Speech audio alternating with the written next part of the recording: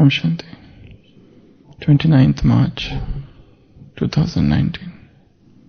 Friday. The blessing. May you be a ruler and create Brahmin sanskars by keeping your mind and intellect free from anything wasteful. May you be a ruler and create Brahmin sanskar by keeping your mind and intellect free from anything wasteful.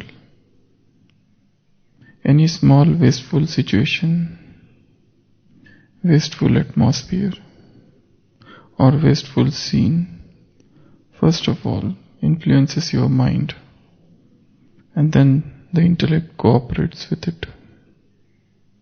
When your mind and intellect continue to work in that way, a sanskar is then created. You then see various sanskars which are not Brahmin sanskars.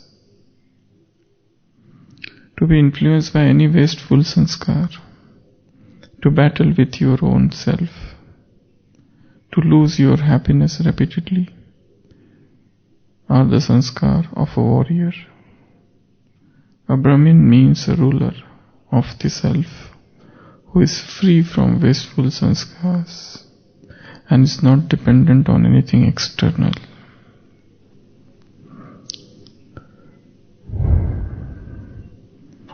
So Baba is saying, first mind is influenced, and then intellect cooperates, and then sanskar is created. And what influences the mind? Situations, atmosphere, scenes, wasteful. And that's why you see so different sanskars in Brahmin life.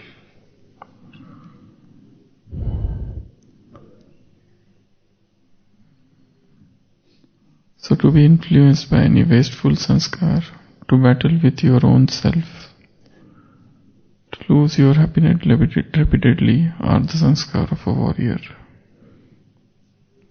One is warrior, another is Brahmin. Brahmin means who is a ruler, who is free from wasteful sanskars and is not dependent on anything external.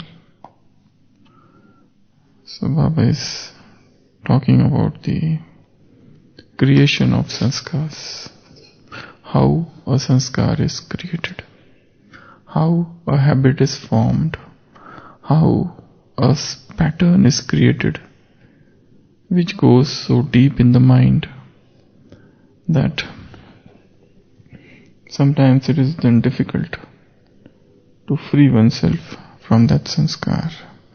So it is the mind that is first of all influenced by situations, by atmosphere and by scenes.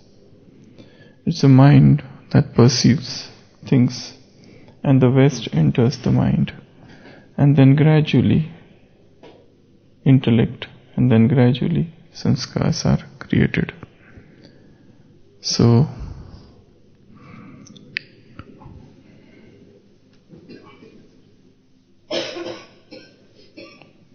this is the process of formation of sanskar. It starts, it's a small thing, and then gradually it assumes a gigantic proportion. For example,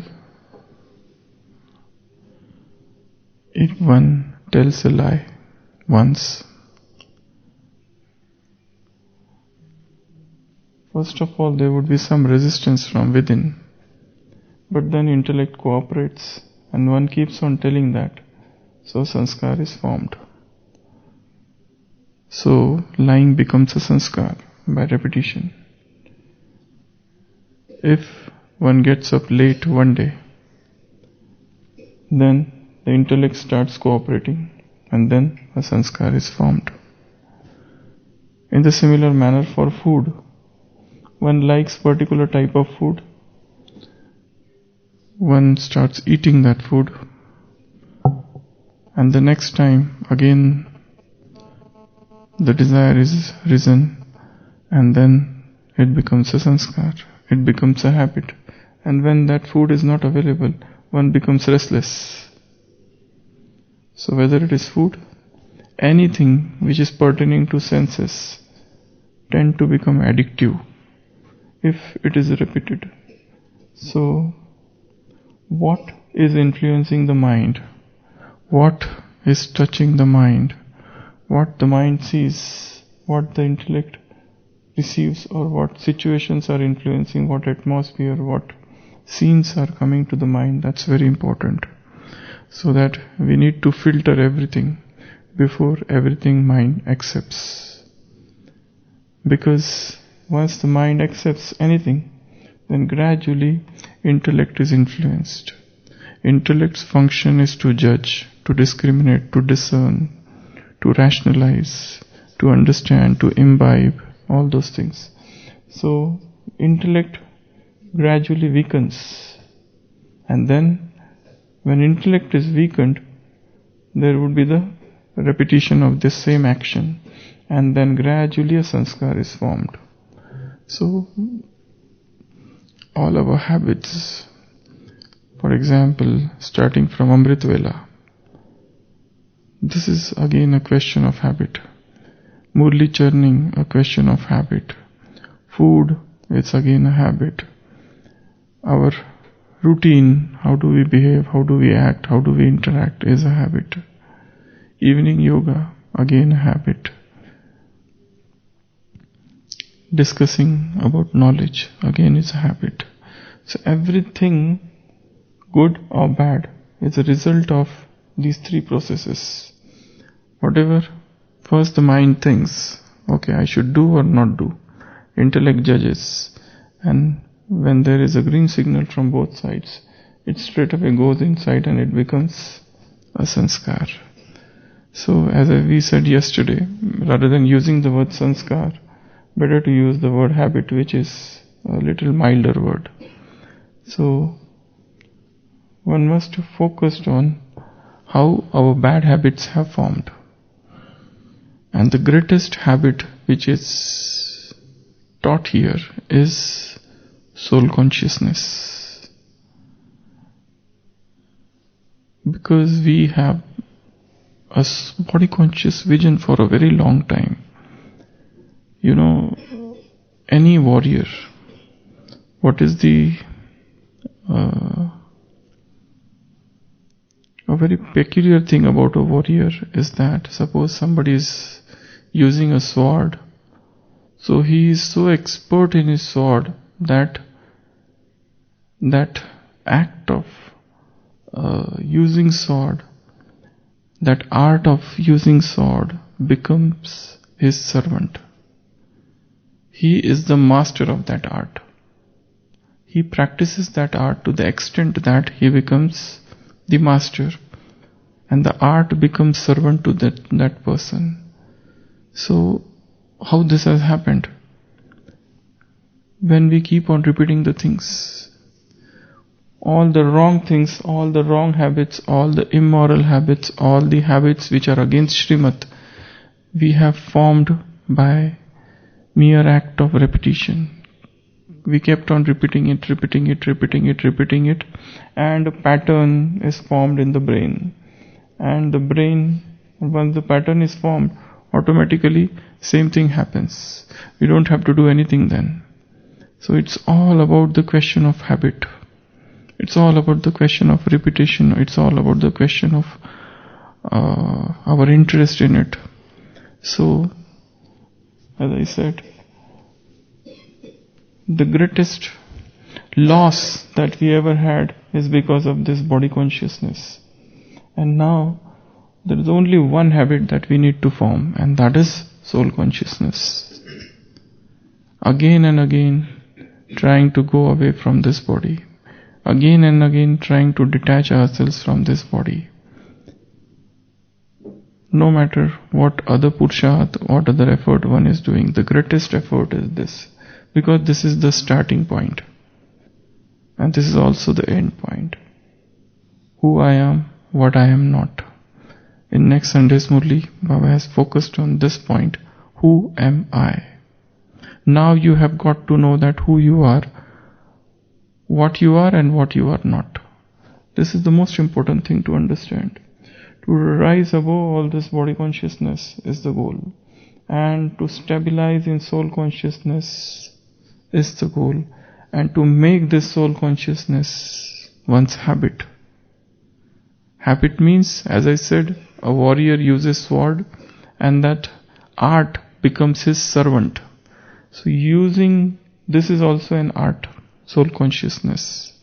Just as there are other arts, painting, drawing, everything, archery, anything, just as those are the art, this is also an art. For example, a student takes admission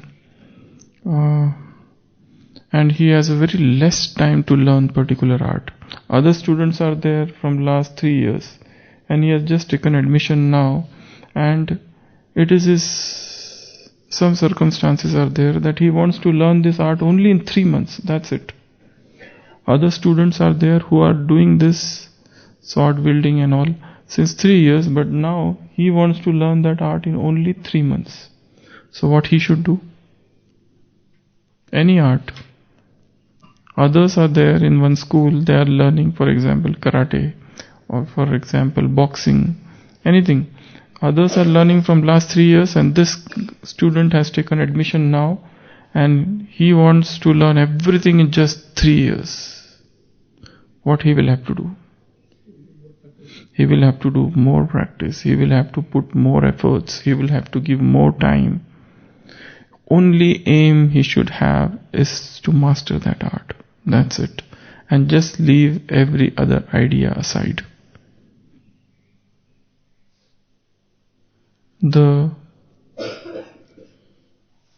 One of the greatest weakness is forgetting the aim.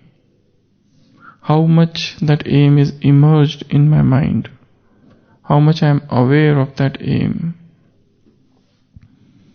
Am I thinking of it all the time, or I forget it multiple times? So this student who has taken admission late, he will have to practice more. He will have to make more efforts. He will have to keep on thinking about his goal all the time. See, any art, what is the motivation? That is very important. What is the inspiration? There are no expert and non-experts. It's all about how much inspired we are. The person who is highly inspired to achieve his goal, nobody can stop him. Nothing can stop him. For example, there was one student long back. He took admission in one old system of Indian school which were known as Gurukuls. And all other students were against him. They all used to stop him, create obstacle in his path. So again and again he approached his master, what I should do. So master said, why you come to me again and again? You have to find your own way. But then whatever he used to do, others used to conspire and stop him from progressing because he was young. So one day he approached his master again and he said, what I should do? The master said, just follow me. And master said, follow me in my room. So master goes and just closes the door, closes the window and goes inside. And the student is outside. He is shocked. He thinks my master called me in his room and he closed the door after going inside. So he tries to see how he can go. He searches each and every means to go inside, and somehow he finds one avenue, some way, and with much difficulties he enters inside. Once he goes in, he finds that his master is sitting in meditation, and he says, what sort of a thing is this? You called me inside and you closed the door. But the master says, then how did you come inside? He said, I searched another way. And this is how I came. So Master says this is the answer to your question. Where all the ways closed, when all the doors are closed, there must be some way out. Find out that. When you see all options have closed in life, there must be some option which is yet untapped. When you have tried everything to get rid of one particular sanskar, and you come to the conclusion that I have tried everything, nothing is working. It is just like saying that all doors are closed, what I should do. If all doors are closed, there must be some way, some window, some hidden way, some underground way, some tunnel, some channel, some nook, some corner. From somewhere you can barge in. There must be something. So, how that sanskar is formed? Most important is etiology, pathophysiology, how that is created. Rather than saying, I want to win over this sanskar, I want to get rid of this habit. An alcoholic thinks that I want to get rid of alcohol. Rather than, that is good thought, but he must first of all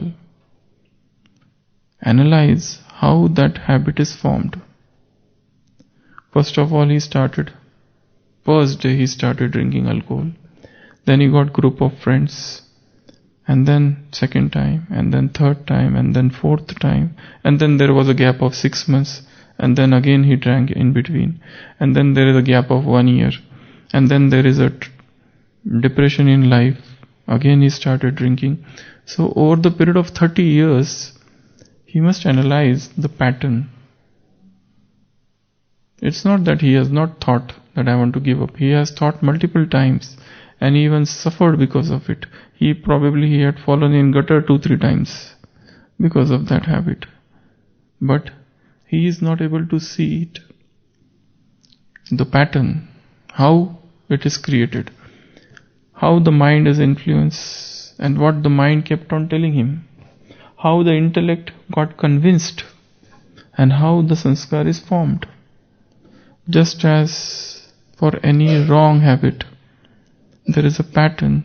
Now, if we want to create something new, we have to go by the same track. For example, there was a Sufi saint, Baijit, and once he was sitting in one masjid, in one mosque, and the mosque was almost closed. And he saw there was a small window, a chimney. A bird entered that mosque. And he was watching carefully what the bird does. And there was only one way out, only that small door was closed. And the bird was restless to go out of that mosque. But he couldn't find any way. Because all doors were closed, all windows were closed, except that one small opening which was there.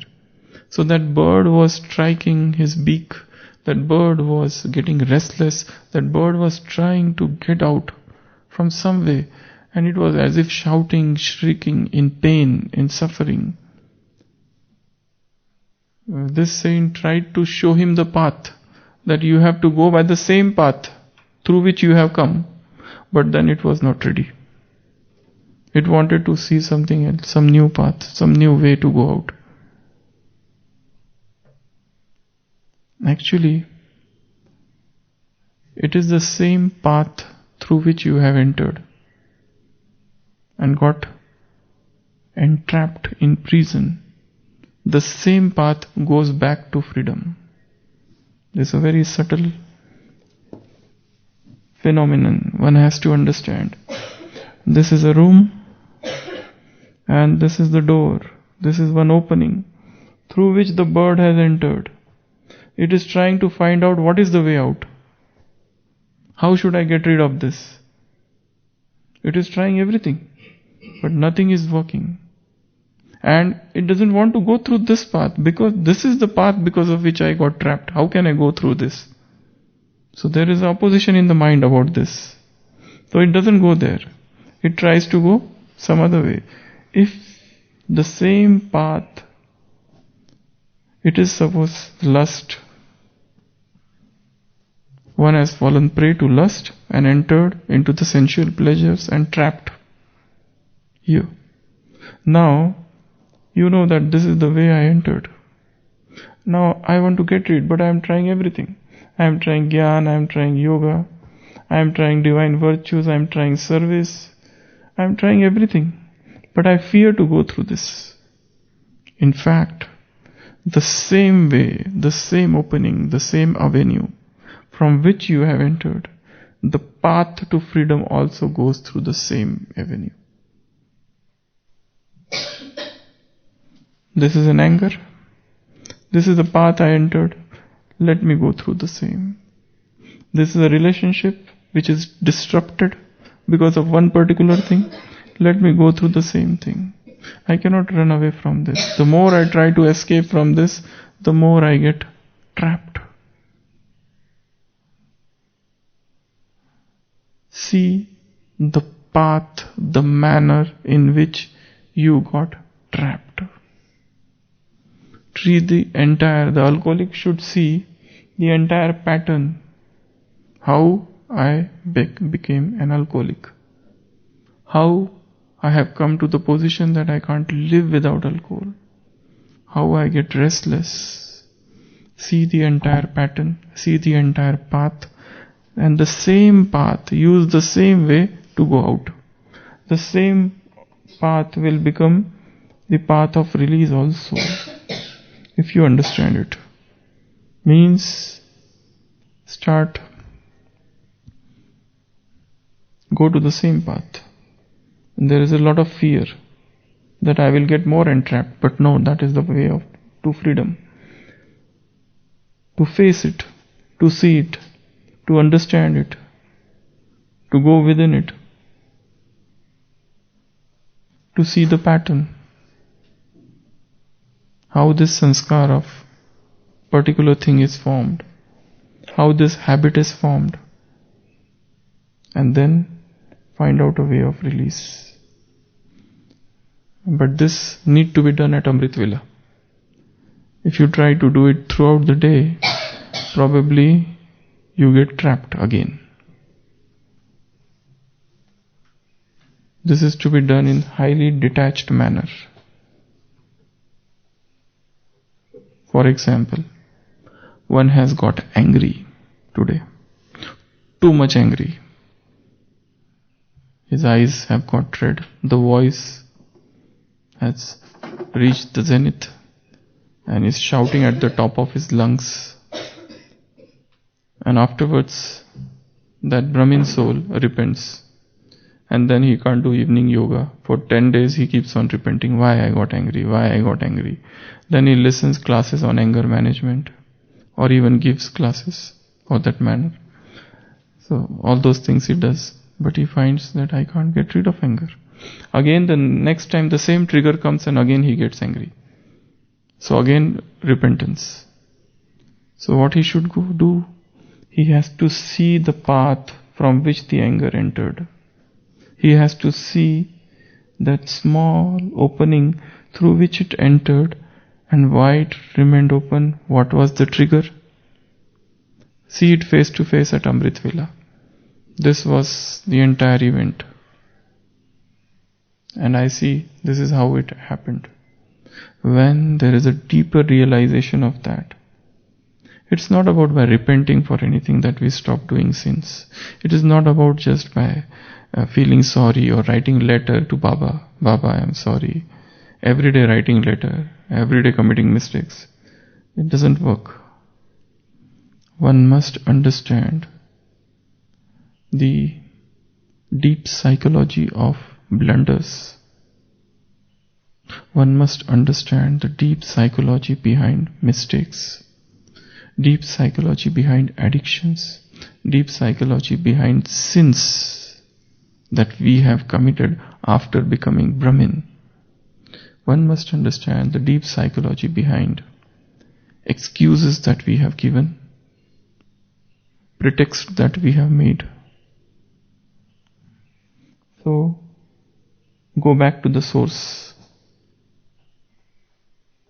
See the source in a detached manner at Amrit Vela.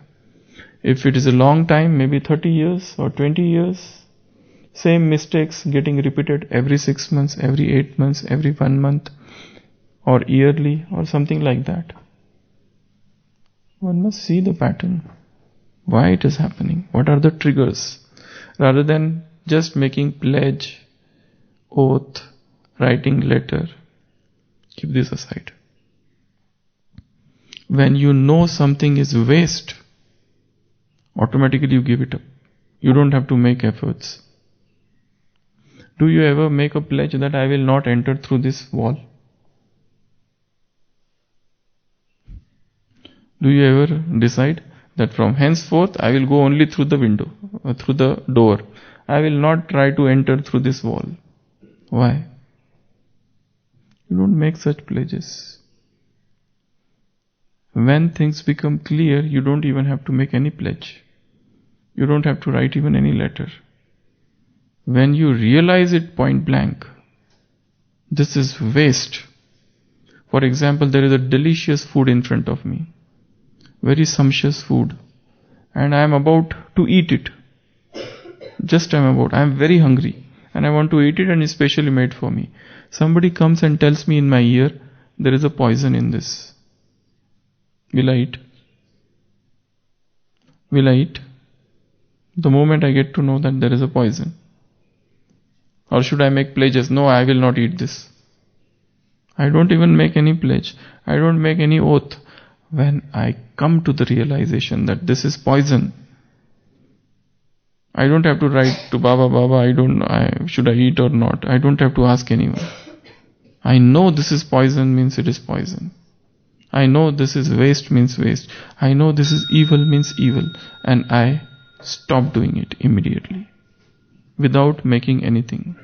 So, increase the knowledge to that extent, understanding to the extent that this body consciousness, this lust, this anger appear to me as poison, as something that will sap off my energy, as something that will deplete me totally. So I cannot afford to waste my spiritual powers for such nonsensical, useless, bestial, wasteful, pernicious, dangerous things. So, mind, intellect, sanskar, 3 things. And whenever you have to work on any sanskar, see the pattern, see the opening, how it is formed, why it is from where it has come, make a list of triggers, go in silence, and again think of that mistake. Again and again think why it happened and how I can get rid of it.